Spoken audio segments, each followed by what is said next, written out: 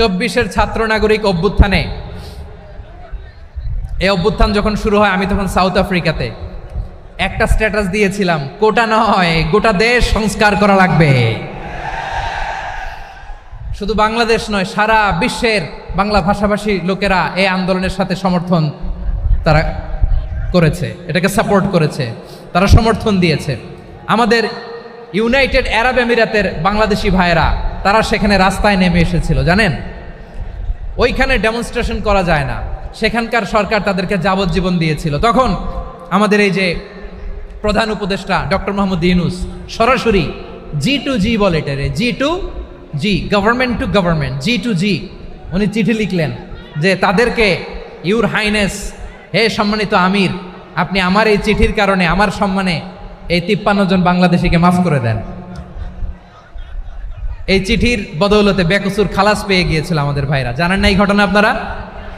তাহলে government to government চিঠি দেওয়া হয়। সপ্তম হিজরিতে বিষ্ণু ইসলাম সব সুপার পাওয়ারের কাছে চিঠি দিলেন, রোমান সম্রাটের কাছে, পারস্য অধিপতির কাছে, মিশরের অধিপতির কাছে, সবার কাছে চিঠি লিখলেন।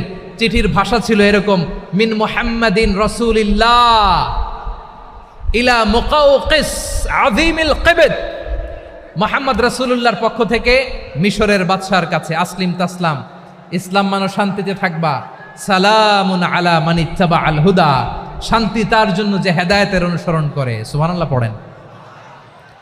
তো এই চিঠি অনেকে ভালোভাবে রিসিভ করেছে, অনেকে এই চিঠি পাওয়ার পরে নবীর কাছে আবার ইন রিটার্ন উপহার পাঠিয়েছে। কি পাঠিয়েছে? উপহার। মিশরের বাদশাহ মুকাওকিস তিনি বিশ্বনবীকে বিশাল এক উপহারের ডালি পাঠিয়েছেন। মিশরের বাদশাহ মুকাওকিস ছিলেন ধর্মে খ্রিস্টান। লালমনিরহাটের ভাইয়েরা আওয়াজ করে বলেন, মিশরের বাদশাহ ধর্মে কি ছিল?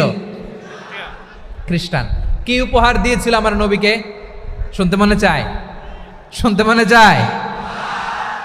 1000 স্বর্ণ মুদ্রা, 1000 স্বর্ণ মুদ্রা।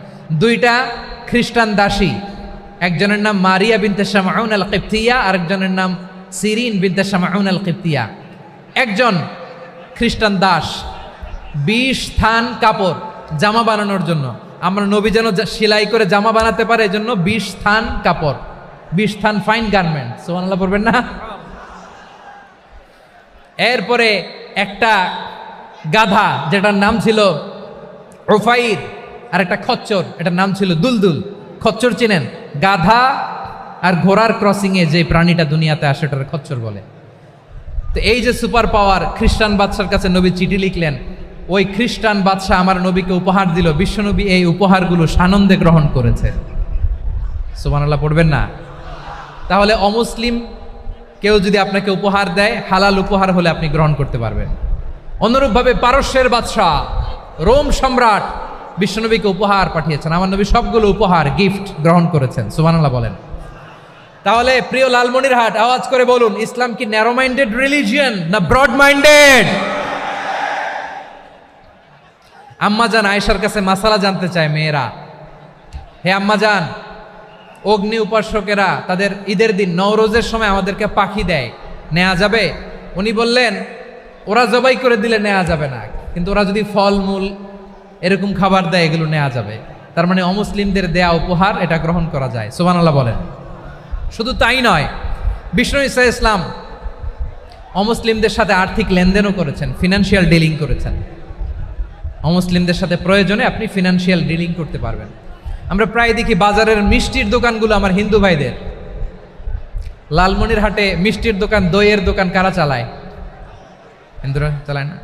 তারপরে যে বারবার শপ, চুল কাটে যে নাপিত, অধিকাংশ নাপিতের দোকানে কারা? আমার হিন্দু ভাইরা। তা আপনি চুল কাটতে পারবেন কিনা?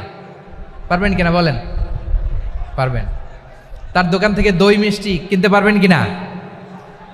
হ্যাঁ, আমার মুসলিম ভাইয়ের দোকান থাকলে ওইটারে আমি বেশি প্রায়োরিটি দিব, ঠিক কিনা? কিন্তু যদি তাদের সার্ভিস নিতে চান, প্রোডাক্ট নিতে চান, পারবেন। তার দলিল সহিহ বুখারী, আম্মা জান আয়েশা রাদিয়াল্লাহু তাআলা আনহা বলেন, ইশতারা রাসূলুল্লাহ সাল্লাল্লাহু আলাইহি ওয়াসাল্লাম মিন ইয়াহুদিয়িন তুআমান ওয়া রাহানাহু দিরআহু মিন হাদিদ। রাসূল সাল্লাল্লাহু আলাইহি ওয়াসাল্লাম এক ইহুদির কাছ থেকে, কার কাছ থেকে? সবাই বলে নাই কার কাছ থেকে? আমার নবী, পেয়ারা নবী এক ইহুদির কাছ থেকে জব কিনেছিল, জব, বার্লি, যেটা দিয়ে রুটি বানায়। ওই জবের দাম